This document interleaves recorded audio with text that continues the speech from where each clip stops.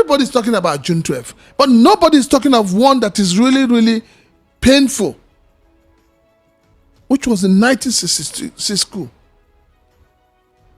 That 3 million people were slaughtered.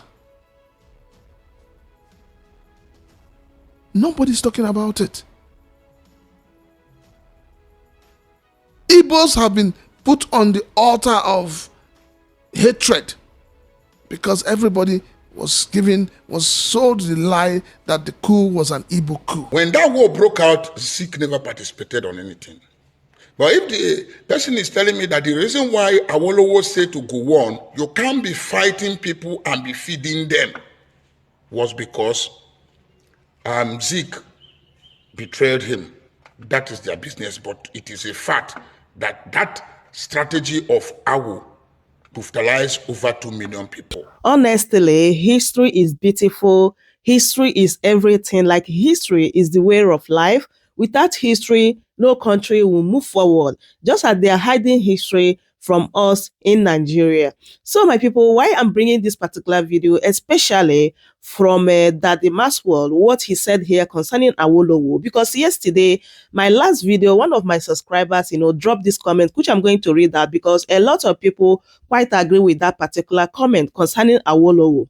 So the person said, I expect most of you Igbo bloggers to concern yourselves with the bomb that IBB dropped about the lies of Britain and Yoruba Fulani about 1966 coup. Babangida has done the greatest thing for Igbos with his revelation. Imagine the coup plotters planned the coup with intention of installing Awolowo, and Awolowo knew about the fact that the coup was carried out for him to be installed as president.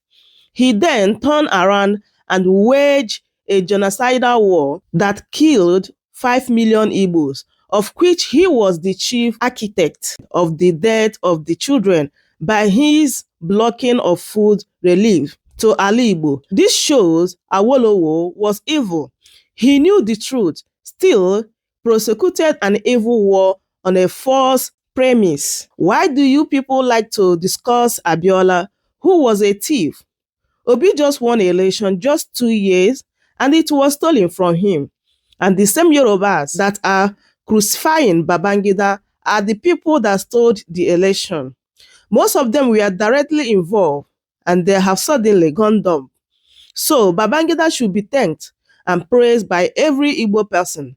Abiola is inconsequential and a thief, which a lot of people quite agree with this particular comment. And also in this video that I'm going to allow you guys to watch in a bit, because Daddy Maswell said the same thing, how Awolowo blocked food from coming to Ali Igbo, which resulted of buying of more than 3 million of Igbos. So my people, let me allow you guys to listen to what Daddy Maswell said concerning this matter, as well as what Precious and Mr. Chinaka said, concerning our so-called Igbo leaders. Like, how many of them have you seen that come out and talk about this matter? If not only Senator Victor Ume, like even Ojus Okalo that came out to say something about, what IBB said in his book. All he said was, let Tinubu recognize Abiola as a president. He did not even talk about the 1966 coup, which, directly affected the Igbos. He did not say anything about that. All he was after is let Tinubu, recognize Abiola as president. So this is why Mr. Chinaka was saying that most of our problem, like Igbo problem, is from our so-called Igbo leaders, which a lot of people have already confirmed that the reason why Mazi Nnamdi Kanu is still in DSS custody today is because our so-called Igbo leaders are behind it. They don't want the man to be released. So let me not talk too much. Let me allow you guys to watch the videos. But before then, please, if today is your first time here or you have not subscribed, please endeavor to subscribe and also turn on the post notification bell on so that anytime I upload a new video, YouTube will notify you. Share the video and also give this video a thumbs up. Thank you so much, everyone, for watching. Going to look at that issue very quickly, but let's go to Babangida's book, because Femi Falana has reacted to Babangida's admittance that MK Abiola won the June 12 presidential election. So Babangida said Nigeria's military president from 1985 to 1993 launched his autobiography titled The Journey in Service on February 20. And of course, that's raised a lot of controversy and, is still raising. But speaking on Channels Television yesterday evening, Falana said that the announcement was the last stage of manipulation by Babangida. He said IBB ordered the arrest of pro-democracy activists, including Fawemi, Ransom Kuti, and me. We were paraded before a chief magistrate court in Wuse, Abuja for sedition, simply because we had published the election results, Falana said. Now, during the popular, he said, during the popular IBB Must Go campaign, we were arrested in Lagos and brought to FCT, and we were detained in Kuje prison. Chief Fawemi went on and on. Chief Fawemi went to court. Bottom line, he's saying he's going to raise a group of, he's going to get the group of lawyers to sue IBB. That finish. So all along you knew that this election was free and fair. Then why did you not arrest us and detain us and torture us if that's part of it? For announcing a result that you have now agreed that is free and fair. Do you agree with Falana that this is the last stage of manipulation of Nigerians? Well, when the name Maradona was given to IBB, a lot of people didn't understand where it was coming from. You remember that at a point in time, the Maradona himself scored a goal using his hand, and it says it's the hand of God. And that is what we have playing out. I'll say, I don't know how to place IBB, but I think that, at this point in time, IBB has not told Nigerians the truth. IBB has just, it hasn't been in the news for a long time, so he's seeking to be in the news. And he believes that Nigerians are very gullible. Why did it take IBB 32 years to tell Nigerians the truth? Why did it take IBB this length of time when all the major actors of June 12 are gone? So I find it difficult to understand why IBB at this point, with his age, is finding it difficult to take responsibility for his actions. The buck stops on his table. He was the chief. He was the commander-in-chief. The Abacha he is now demonizing was not the commander-in-chief. It will only take a stroke of the pen for IBB to have removed Abacha from office. So why, well, Fanana is right. If you arrested, detained, abused people for telling you that Abiola won June 12 election and you said it was a lie, why would you now turn around and say, after the people that have lost their lives and all of that, after the pain you have caused to people, and you're saying, yes, so it is true. You know what this points to, Precious? It simply means that this whole idea of repentant Boko Haram is embedded in the book of IBB.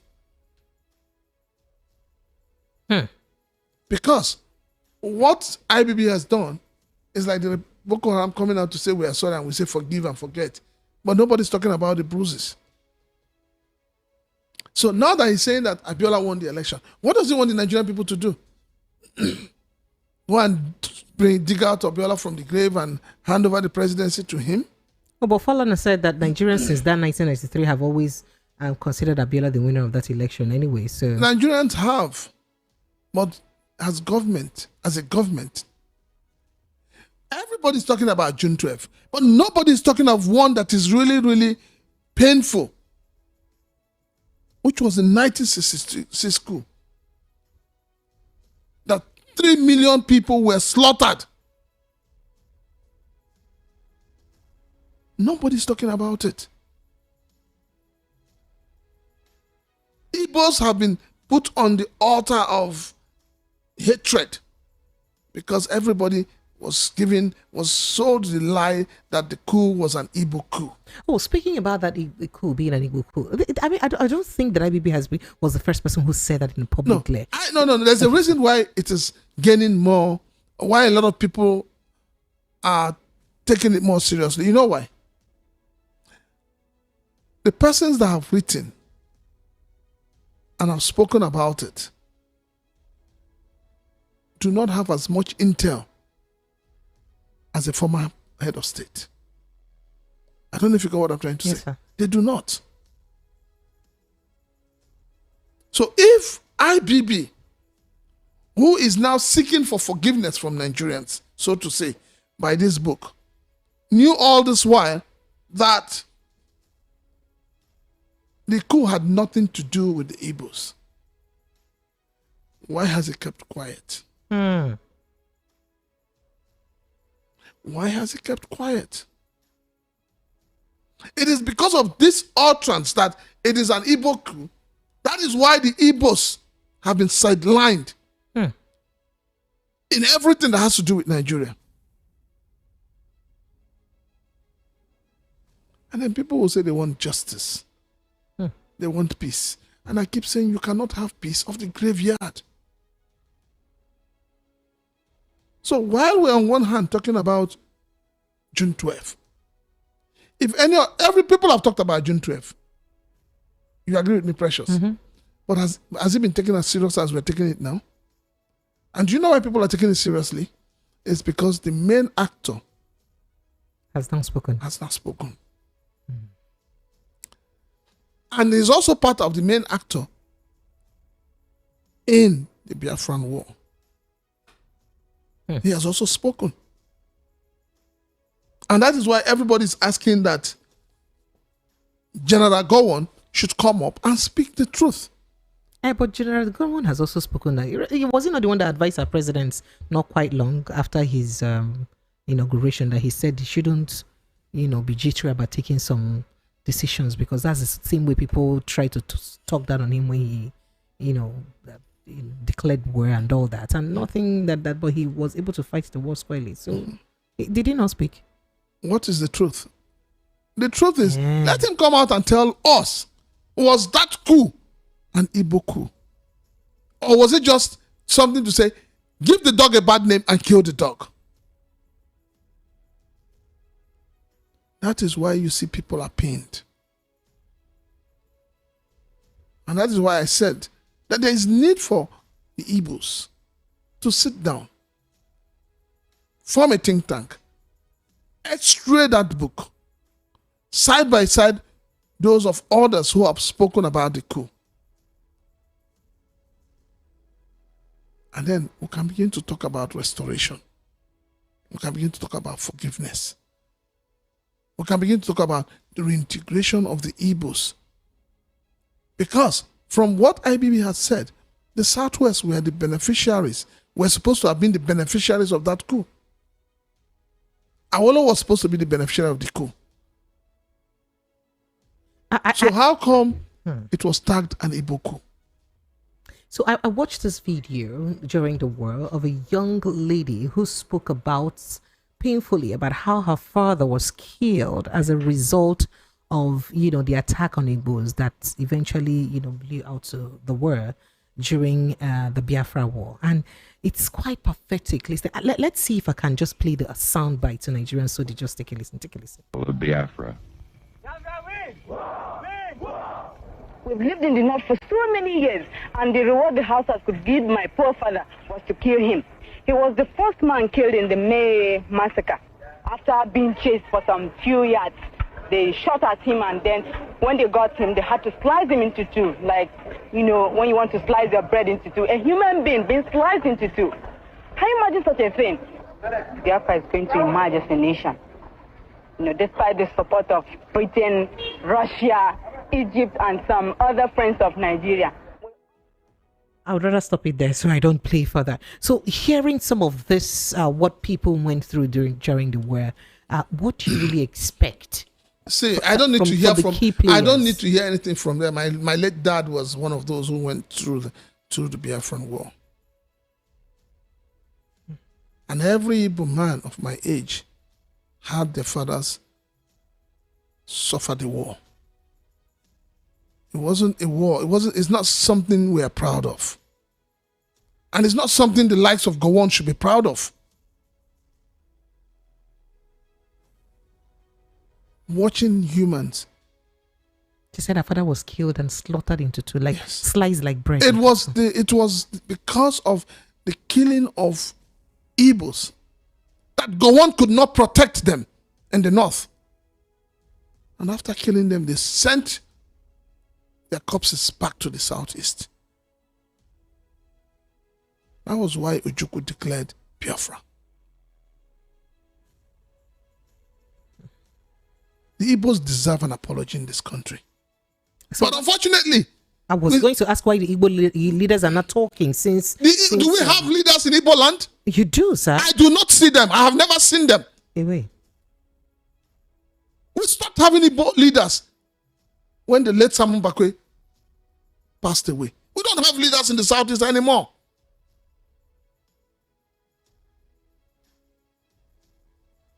It is because you do not have leaders in the southeast. That is why Nnamdi Kanu is still in detention. You don't have leaders in the southeast. That is why there is no federal presence in the southeast. You do not have leaders in the southeast. Anybody who says they have leaders is lying.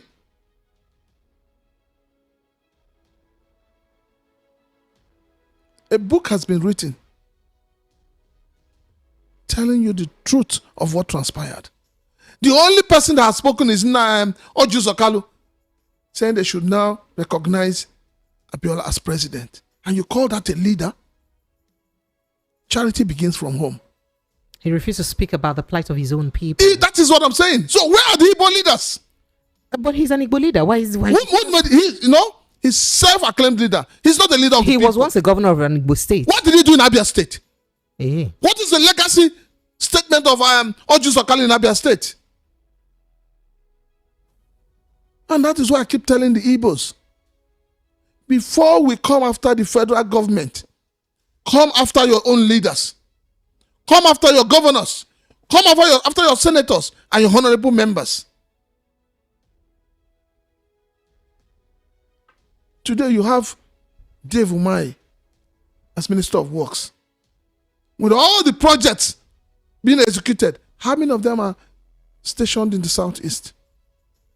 How many? When Buhari was your president, how many of the projects, other than the second Niger bridge, that is still under construction till now? How many? Does it not show you there is this systematic federal government action not to allow development in the southeast? Okay, let us agree. Precious. Let us agree that the federal government does not want to develop the southeast. What is wrong with your governors? With all the money they are raking in. Go and see the kind of roads some of them are building. What is wrong with our leaders? Our so-called leaders in the southeast.